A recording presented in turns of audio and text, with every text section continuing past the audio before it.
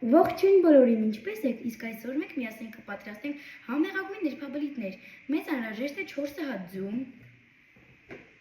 մեծ տարա, որպեսզի կարողանանք խմորը պատրաստել, 1 թեյի գթալ աղ, 2 ճաշի գթալ շաքարավազ, 1 լիտր կաթ, 300 մլ ջուր, կարող է լինի և սառը, և տաք, ես վերցրել եմ սառը, 400 գրամ ալյուր, մաղով անցկացված, իմ ալյուրն արդեն մաղով անցկացված է, և 4 ճաշի գթալ բուսայուղ։ Բաղադրիչները նաև կնշեմ, մենք 4 ձուն կկոտրենք այս տարայի մեջ և կավելացնենք շաքարավազը, հետո կավելացնենք աղը ամբողջությամբ և միասին կխառնենք, այնպես որպեսզի դառնան միասին զանգված։ Ստանում եք այսպիսի տեսք, կարող եք ավելացնել կաթը։ Կաթը ամբողջությամբ չենք լցնում, լցնում ենք մի փոքր։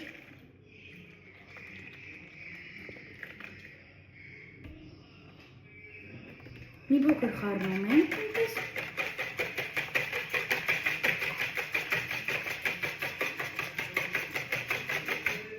Եվ ավելացնում ենք ալյուրը ամբողջությամբ։ Նույնպես պետք է խառնենք։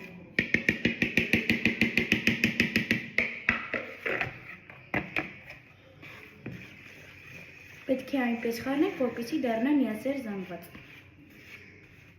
Գնալով նա պետք է պնդանա, և երբ որ պնդանա, պետք է ավելացնենք արդեն ամբողջությամբ կաթը։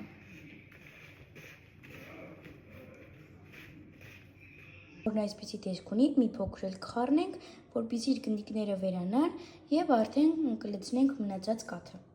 Մեր խմորը պատրաստ է, այսպիսի տեսք ունի, կավելացնենք մնացած կաթը և ընթացքում կխառնենք։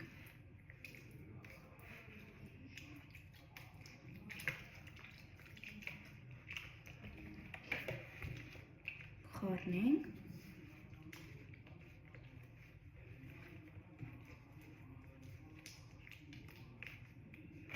Եվ կավելացնենք։ Մեր խմորը արդեն պատրաստ է, վերջին բաղադրիչները, որ կավելացնենք ջուրը,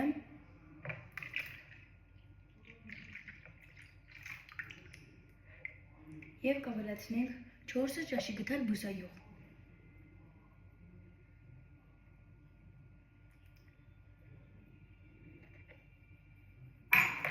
Հետո իսկ հիմա կխառնենք ընդհանուր զանգվածը և կսպասենք մի ժամ կամ կես ժամ և արդեն կարող ենք խմորի հետ աշխատել։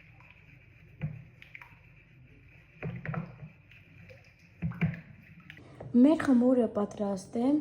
ընդհանուր ոչ շատ ջրիկ է, ոչ շատ պինդ, այդպես պետք է ստանանք։ Կդնենք մի կողմ 30 րոպե կամ 1 ժամ, որպեսզի խմորը հանգիստ լինի և արդեն կարող ենք պատրաստել։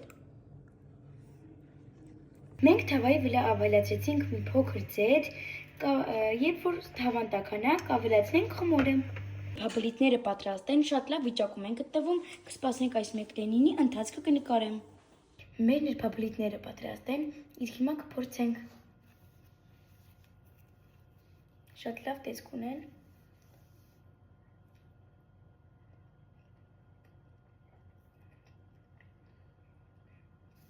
Շատ համեղ են, խորհուրդ կտամ անպայման դուք փորձեք, գնահատում եմ 10-ից 10, համ փափուկ են, համ շատ համեղ։ Ստեսություն կհանդիպենք մյուս վիդեոյում։